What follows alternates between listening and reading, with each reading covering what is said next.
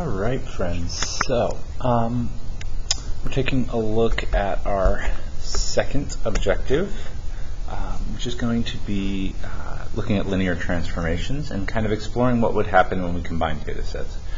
Now this is something that I'd like you to try on your own, so if you haven't already kind of explored this on your own, turn off this video, see what you can do on your own, and then when you're done we can kind of go over it together, or we can go through it in this video. So a lot of this you should already have filled out.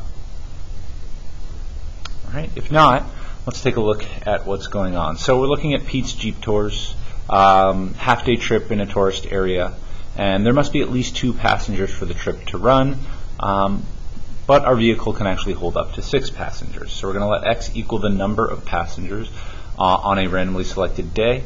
And we know from collecting data that the likelihood of 2 passengers is 15%, 3 passengers is 25%, 4 passengers is 35%, 5 passengers is 20%, and only a 5% chance of having that full car.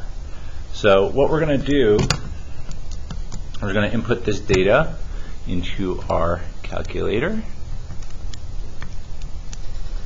All right. So in L1, I will put the number of passengers,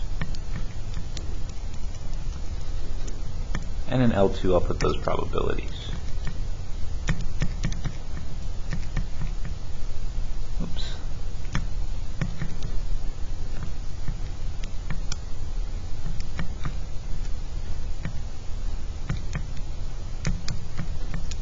All right. And then we are going to show this on a histogram. So on the histogram, if we have certain values in the probability of each value, again, we'll choose our histogram, we'll make our X list our values, and then the frequency would be the L2. Okay. Go back up here and zoom 9, and I'm going to make my X scale a little bit smaller. So again, I'm going from 2 to 6, so I'm going to go 1 higher than this value right here. I'm going to make my scale 1 because these are counting up by ones. And then when I look at the graph, we see a much better representation of what it would look like. Okay. So in this case, it's symmetric.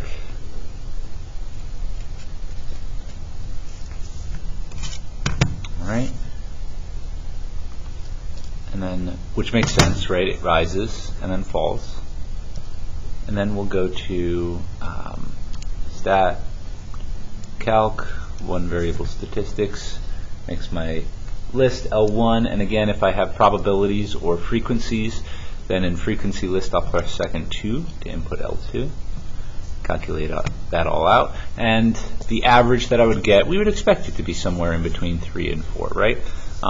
Slightly more likely to get smaller numbers than the bigger numbers, so it makes sense that it's not directly on 4, even though we have roughly symmetric data. And actually, let me specify that, because it's not perfectly symmetric.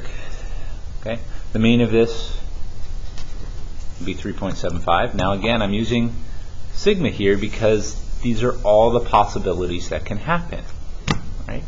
So that would be, and you'll see that that is the case.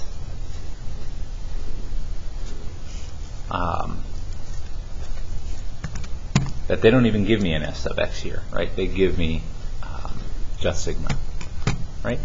And then we'll square that value, so 1.09 squared, to find the variance, right? Remember, this is variance.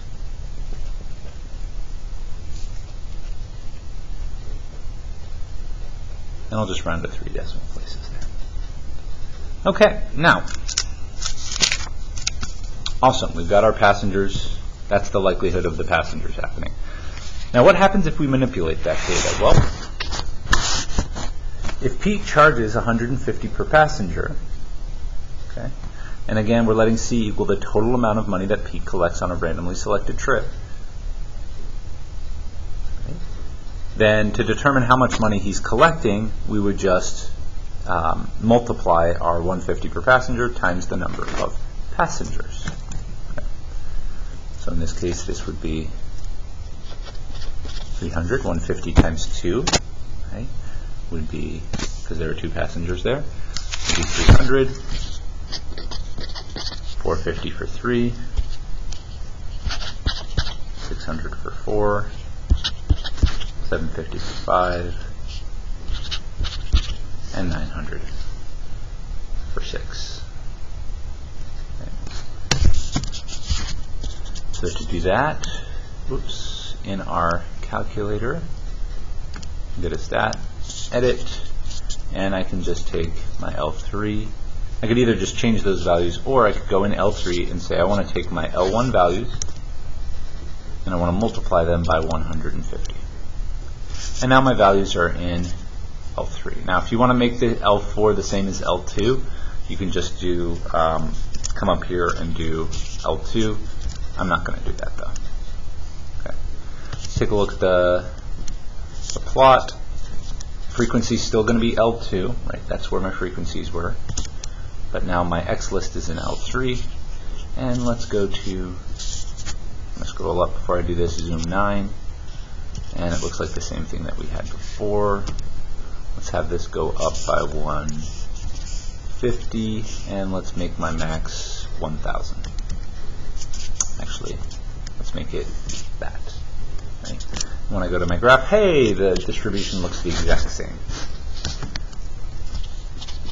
Which makes sense. Hopefully you already knew that that was going to happen from Unit 2. Okay. To calculate our mean, I bet hopefully you can guess what's going to happen here. Let's go to one variable statistics. This time we're going to use L3.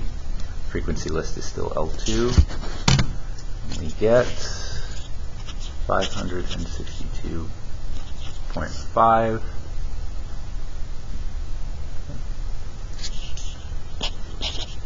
163.46, and let's square that.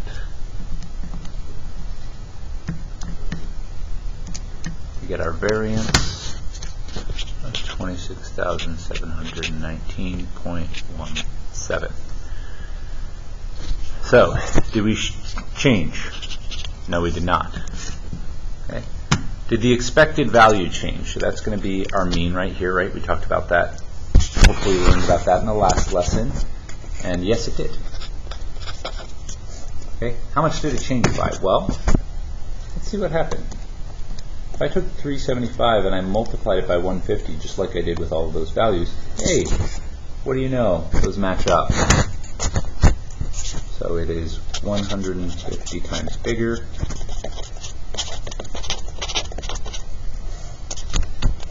And what about our standard deviation? Well, if it worked once, let's see if it works here too. So 1.09 times 150. And hey, what do you know? We get the same value. Yes. 150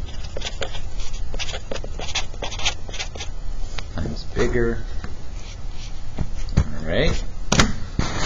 If I multiply this by 150, do we think we'll get this? Yeah, no, that wouldn't work. This is going to be close. This isn't even 2, so it wouldn't even reach 300, much less 26,719.7. So let's think about what happened here. Right? So let's take a look at our standard deviation and see if we can figure out what happened difference. So if I took my old standard deviation, so let's just call this the old one. Okay. And I multiplied that one by 150 to get my new standard deviation. And I want the variance of that. Well, that would mean that I need to square all of this. So my new variance is just going to be equal to the old variance, right? Old variance times 150 squared.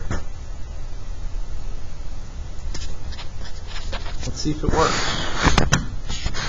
So if I take 1.188, my original variance, and I multiply it, so that would be my old variance, and I multiply it by 150 squared. Let's see if we get 26,719. Okay, not quite. And what happened here? It's close though, right? We still got there 26,700, and now it says 30. And what happened here is because I rounded this a little bit, because I rounded this and I rounded this, that's why our values don't match up, because we're multiplying by a pretty big number. So even small changes in decimals will affect what happens. But actually, it is going to be 150 squared times bigger. So if I hadn't rounded, I would get the exact same value. The rounding makes it a little bit off. Again, but when we're talking about 26,000, a difference of 10 or 11 is not that big a difference, right?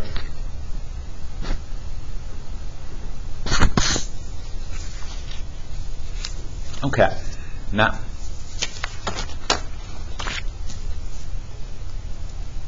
it costs Pete $100 to buy permits, gas, and a ferry pass for each half-day trip. Let V be the amount of profit that Pete makes on the trip. Since 100 is deducted from the amount collected, then V is going to be equal to our collected amount minus 100. Fill in the probability distribution accordingly. So we're just taking all of these values right here, and we're subtracting 100 from them for the costs that we have. So if 2 people come, we get our profit of 200, 350, 500, 650, and 800. Okay. I think we know what's going to happen to the shape here, but let's go to our stat edit and double check. So in L4, I'm going to take L3 and subtract $100 from it. Let's go to our stat plot, turn our plot on, change our X list to L4. Our probabilities are still, or our frequencies are still in L2. You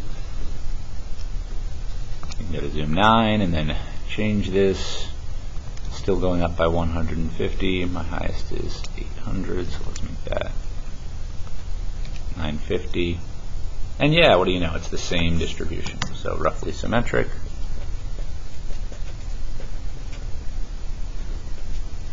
And hopefully this is somewhat familiar to you, right? Bet you can guess what our new mean is going to be.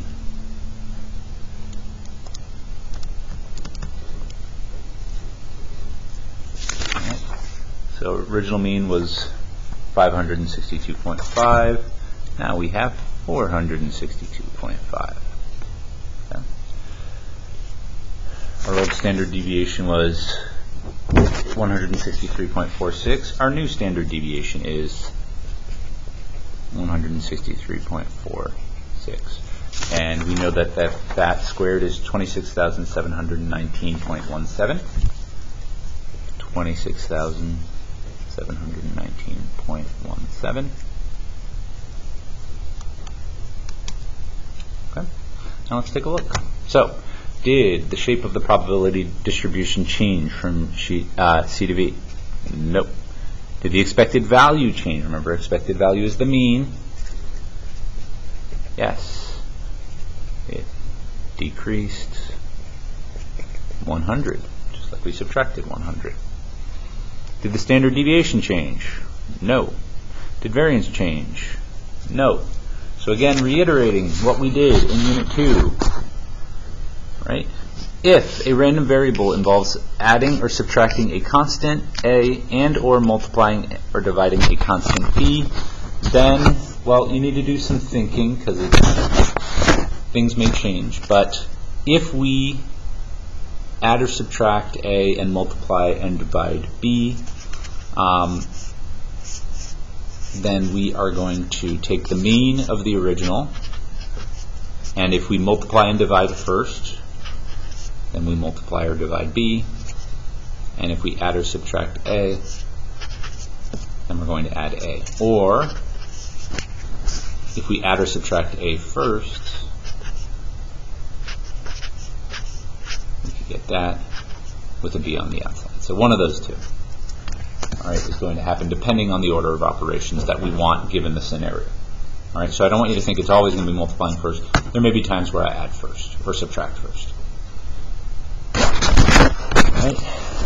Now again, if we add or subtract A and multiply or divide B, the adding or subtracting, okay, when I subtracted 100, it didn't change my standard deviation or my variance. Okay, so this is just multiply, and this should be a Y here. On yours, hopefully it is. Hopefully I went back and changed it. Should multiply our sigma sub x. For the variance, again, adding or subtracting didn't affect that, but we multiplied by whatever the square value of b was. And multiplied that by the variance of the original. Again, hopefully none of that was super new to you. Let's take a look at some new stuff. Now, let's take a look at another scenario. Pete's sister, Erin, joins the business and opens up another tour company in a different tourist area. So they're going to be combining their powers. Her vehicle is slightly smaller than Pete's, but she runs the tours on the same day. We're going to let Y be the number of passengers on her half-day tours. Find the expected value and the standard deviation and variance of Erin's business. So here's Erin's Jeep tours. Again, she'll take only 2, but she can't take up to 6. So I'm going to go to Stat Edit, and I'm going to clear out L3 and L4.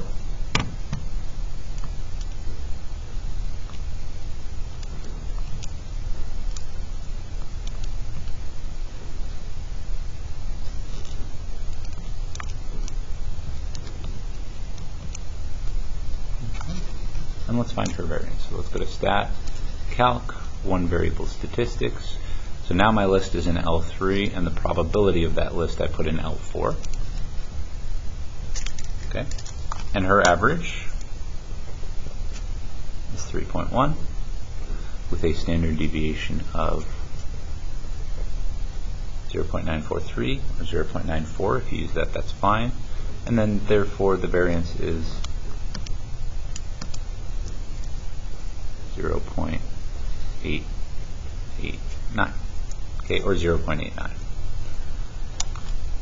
Now, if we combine their values, okay, if we combine their values,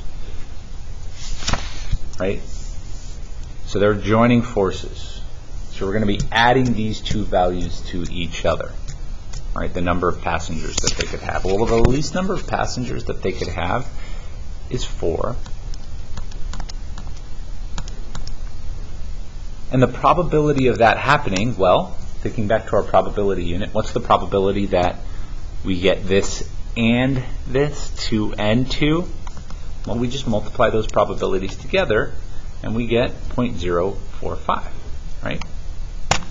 For 5 passengers, Pete could have 2, Erin could have 3, or Erin could have 2, and Pete could have 3, so we multiply and add those together, and I've done that one for you.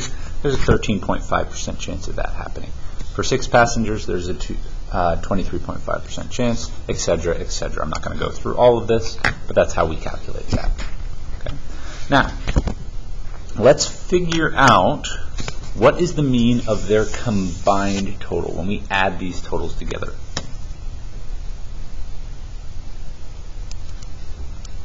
So I'm going to go to Stat Edit, and we're not going to be using Erin anymore, so I'm going to clear her out, and actually we won't be using Pete anymore. I can clear him out too. So I'm going to clear out my list 3 and my list 4 and input this data in. So 4, 5, 6, 7, 8, 9, 10, and 11. And then the probabilities of each of those 0.045, 0.135, 0.235, 265.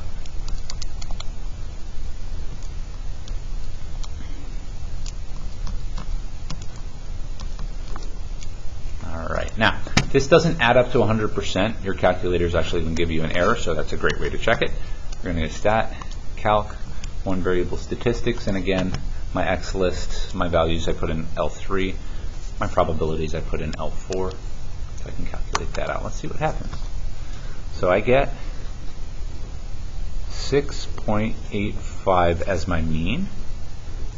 For my standard deviation, I get 1.441, and therefore my variance is 2.076. All right, let's calculate now the mean of x plus the mean of y. So as opposed to combining those, we're just going to add these two values together and see what we get. Well, when I get that, I get 6.85. Interesting. Was that the same as this value right here that I calculated for combining those two? Huh, it was. Seems like a pattern to me. All right, let's add these two together now. So 1.09 plus 0.943, and we get 2.033. Was this the same as this? I gave that nice high voice to make you think that it would be, but it's not. Nuts. Let's take a look at the variances. Okay. So I have 1.188, and I'm adding to that 0.889, and I get 2.077.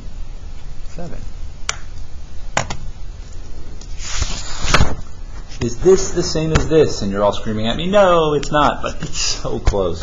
Again, that's a rounding issue. They are actually going to be the same. Ooh. Interesting. Well, if this plus this equals what the variance of this is, then what could I maybe do to find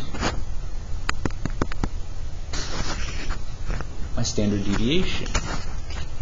Well, if this plus this equals this plus this, and the square root of the variance is equal to the standard deviation, well, then I can just transitive property plug that in, can't I? So the standard deviation of this would be equal to the square root of the variances added together. Okay, and actually, this is what you're going to write up here. So I'll write it twice. It's really, really important that you remember this. Okay? I cannot, to find, if I'm combining two data sets together like I did here, I'm combining these two, I'm adding these two data sets together. Right? Then we can't just add the standard deviations to find the new standard deviation, but we can add the variances to find the new variance. And therefore, to find the standard deviation, we add the variances together and then take the square root of the result. Okay? Important concept there. All right.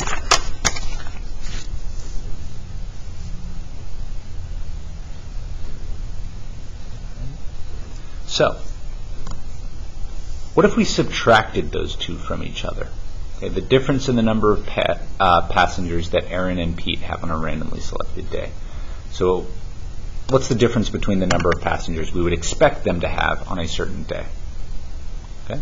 Well, here's all the differences. Right. The largest difference that they could have is 3. The largest similarity that they could have is 3, or Pete minus Aaron. The largest difference of Pete minus Aaron would be -3. Okay. And the largest value, because if we have 6 here and 2 there, we have 4. If we had 2 here and 5 there, we get our -3, and here's the probability of all of those things occurring. Sorry, I didn't explain that very well.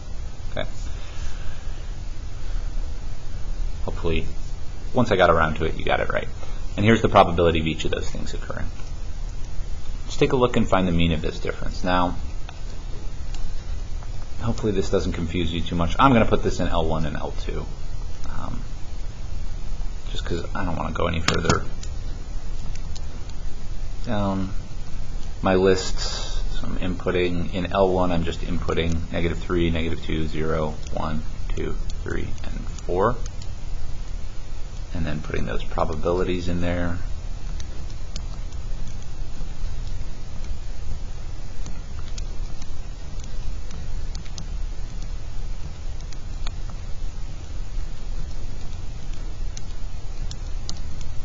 Okay. Now let's find the mean of the difference. So I got L1 and L2 as my frequency list. Remember, we're subtracting our 2 data sets from each other. So my mean is going to be 0.65. My standard deviation is going to be 1.144. Let's take a look at how that compares when we added them together. Well, the mean is definitely not the same. Standard deviation looks similar, though. So that means my variance would be the same here. 2.076. Okay. So is the mean of this data set the same as the mean of x minus the mean of y? Well, let's see. If I take 3.75 and I subtract 3.1, that would be 0.68, and yes, it is. Okay. Is it the same as the standard deviation of this minus this? No, it's not. Right? If I subtract this from this, I am definitely not going to get 1.441.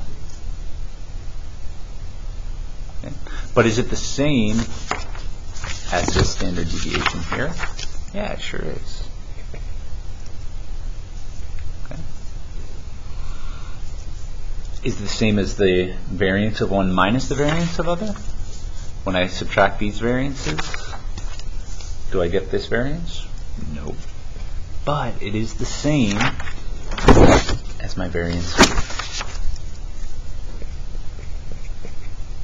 Interesting. So when I subtract, I can take the mean of one minus the mean of other, right? The mean of x minus the mean of y. But to find the variance, I still am adding the 2 variances together. Now, why do we think that that is happening? Let's think about what's happening to our distribution. Now, this is roughly symmetric, and the other one's not quite as roughly symmetric, but close. Okay.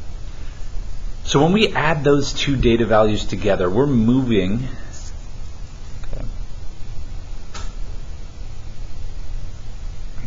So when we add these 2 together, right, we are moving both of them up. So our new one would look like this. And our data values are actually getting more spread out. Okay. By a certain amount, by however much the adding and subtracting is. Okay, so our mean is changing. It's going up. So it's like somewhere up here this is x, y, and this is the new one. Okay. When we add them together, right, we are getting more spread out because we have more possible values that we could have, right? Or I should say, when we're adding, we have more possible values that we could have. So it makes sense that we get more spread out. When we subtract, well, this is a measure of spread, right? If we subtract those values from each other, would we expect those data values to get closer together, that the spread would get smaller? No. There's still a lot more values that we're looking at. So the spread is still big, and it's just as big as our spread is when we added, okay? Because standard deviation is always positive, right? Because variance is always squared, right? So it doesn't matter if we're adding or subtracting. Positive and negative don't matter when we're talking about standard deviation or variance, okay? So it doesn't matter if we move up and the spread gets bigger, or move down and the spread gets bigger. The fact that the spread is getting bigger is going to make our variance get bigger. Right? I hope that made sense to everybody. If not, just worry about the formula. I hate saying that, but it is true. If what I just said didn't really make sense, these formulas are what you care about. So mean, we have to differentiate between adding and subtracting. So for means, if we're adding these two data sets together, we just take the mean of one and add the mean of the other. If we're subtracting, then we take the mean of the first and subtract the mean of the second. But when we get down here, it doesn't matter if we're adding or subtracting those data values together. Our variance is going to be the variances of the two added together. And it doesn't matter if we're adding or subtracting for our standard deviation either. Our new standard deviation is just going to be the square root of that new variance. Where do we see common mistakes on this? Almost everybody gets this part right. Okay? Make sure you know it. It doesn't mean like, oh, ignore studying it. But right here, the fact that adding and subtracting gives us the same formula for variance, and the fact that we need to add the variances together and then take the square root of the result and not just add the standard deviations together, those are the two biggest mistakes. Okay? We often see on this test even. All right? On the back here, try these out. Assume that what this means is multiplying all of the data values, all of the x. So really this should be written as mu of 3x. Right? This should be written as standard deviation of 3x. And especially when we get down to variance, this should really technically, and on the test it will be written like this. Okay? All right. Again, this should be, and I'll make sure that these are changed when we go that. So on the key it will be written incorrectly, on yours it will be written correctly. Okay? All right, hope you found this helpful. Sorry that this was kind of long. Enjoy.